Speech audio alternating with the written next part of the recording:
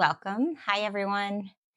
Welcome to our Challenge 1 second semester parent orientation. I'm really glad that you guys are taking a few minutes to watch this orientation. By the end of the video, you will know everything you need to know about the second semester of Challenge 1. So, this semester is really full. We've got a lot of exciting projects and stuff. I just lost track of where it was. My goal today is I want to give you an overview of what we're going to do so you know what to expect this semester. So we have a couple of big changes. We have two strands that we're making that are going to be totally different. Those two strands are in debate. We're going to move from American documents to economics. And in the reasoning strand, we're going to switch from traditional logic to reading The Taming of the Shrew. The Taming of the Shrew is one of my favorite strands. We have so much fun with it. But we'll talk more about it a little bit later. So, in addition to those changes, students are going to complete several major projects, and they're a lot of fun. They are big projects, but they're a ton of fun. So let's see. The first one is a 10 to 15 page research paper. They're also going to do a cost of living project, a stock market venture. They're going to do a Shakespeare multi-sensory project. We're going to do another team policy debate, and this time we're going to do rebuttals.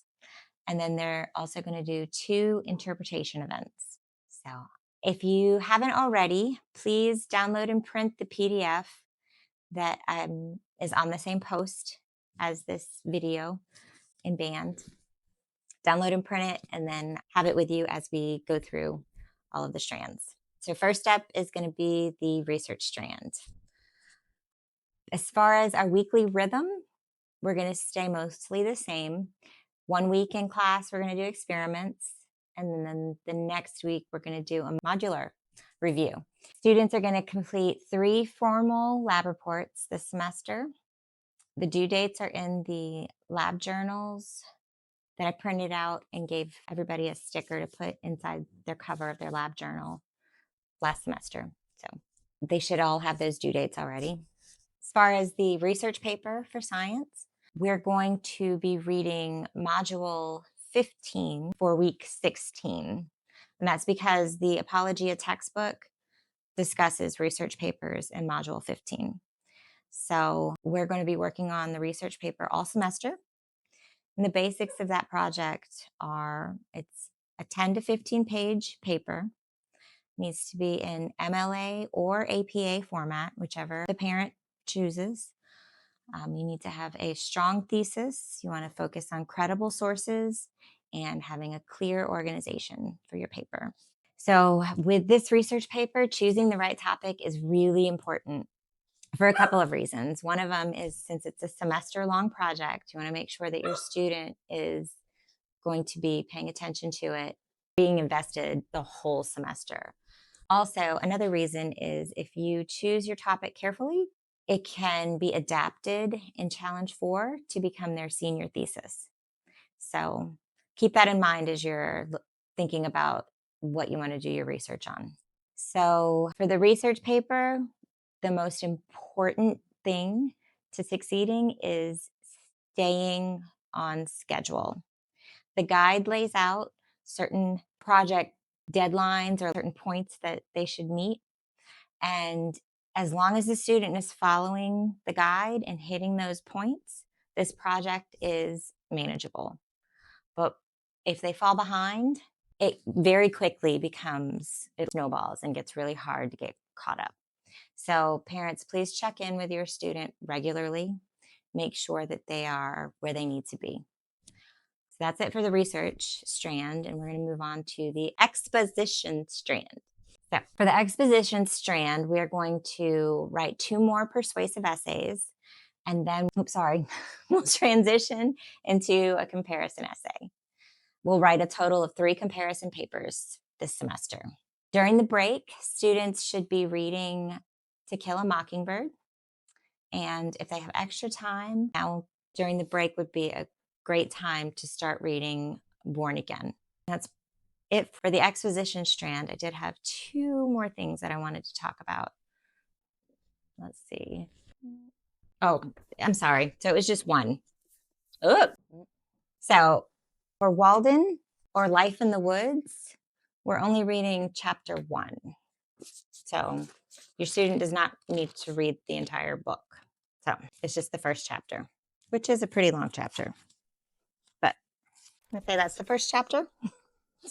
So one note for the exposition strand, the parent is the editor and the advisor for these papers. So make sure that you are reading them and editing them before the student brings them into class. The comparison papers we'll go over them in class, but your student is definitely going to need your help working on the comparison paper. It's quite a change from the persuasive. It still follows a similar outline, but it's different enough that they're going to need some help. So, all right. Moving on to the debate strand is going to be economics plus. So the debate strand is very full this semester. You're going to need 3 books. You're going to need Whatever Happened to Penny Candy. Let's see. You're going to need Whatever Happened to Penny Candy, this book. You're going to need The Money Mystery and The Blue Stocking Guide. So you're going to need 3 books for that. We're also going to do 2 projects in this strand. The first one is the cost of living project. Students are going to research real world expenses. So they're going to have to find out housing costs, transportation costs, food, electricity, car payment, gas, all those things. They're going to create a mock budget, and on week 22, they're going to present their findings to the class. So with this project, they're going to have 2 options. They can either do this project as if they were a 23-year-old college graduate, or they could do it as a 9th grader and calculate what portion of the budget their parents pay for them. So the guide lays it out in detail and it gives you the 2 different options. So as I mentioned, this one's going to be due, I think, week 22. So I've updated the due dates, and I will upload a calendar in this band post as well. I've changed the due dates because the way that the guide has it set up is we would be doing 5 projects on weeks 29 and 30 per student. So we would have 11 students presenting 5 projects each, and that's a lot. So I've spread it out a little bit. If any of those dates don't work for you or your family, just let me know and we can adjust them. But this has worked well in previous years, just giving a little bit more space in between the projects. Our next project for economics is the stock market venture. This one is really fun. We'll use an online simulation. I will set up the game and post a link with instructions on how to create an account and sign up. Students are going to invest $10,000. It's all virtual money, but they'll get $10,000 to invest. They're going to track their gains and their losses, and then they're going to present what they've learned at the end of the semester. So that one's a lot of fun. Each week we'll check it in class, and whoever is winning for that week, they'll get a little crown. So it's a lot of fun. Your student might need your help setting up the account. So just keep that in mind and check in with them to make sure that they've done it before week 16, just so we're good to go whenever the semester starts. So we're also going to do another team policy debate. This time we're going to add in rebuttals. This one, we haven't chosen our resolution just yet. I would like to do a economics focused resolution. And if anyone has any suggestions, I would love to hear them. So please be brainstorming with your student, thinking of possible ideas, and you can either send them to me via text or you could send them with your student on week 16. It'd be greatly appreciated. Teams are going to be reorganized. So I'm going to decide on that and I'll announce those in class next semester. We also, in the debate strand, we have interpretation events. So this semester, the students are going to complete 2 interpretation events. Each event is 3 to 5 minutes, needs to be fully memorized. It needs to be based on a published piece of writing. The main focus for this is creative expression. So students are going to use their voice inflection, their facial expressions, their body movement, all to help tell the story.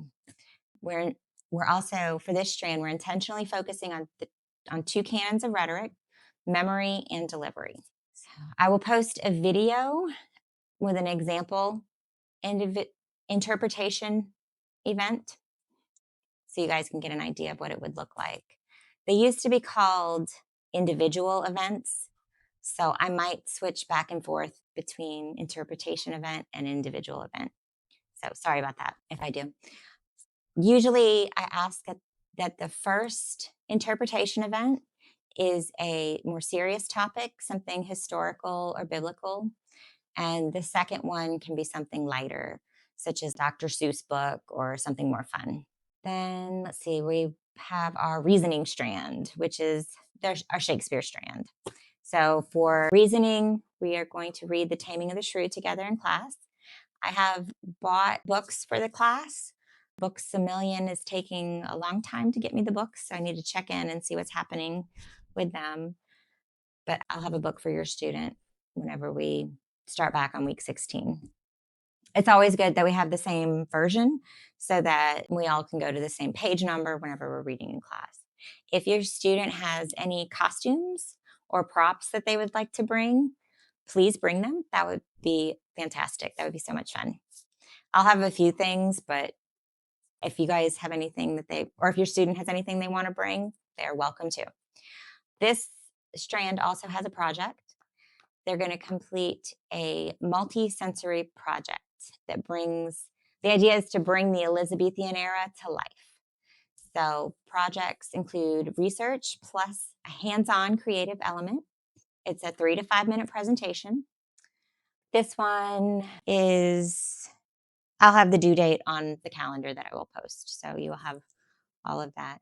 But that is all I have. This semester sounds full, but it is an amazing semester. It's so much fun. These projects, they do help challenge the students to grow.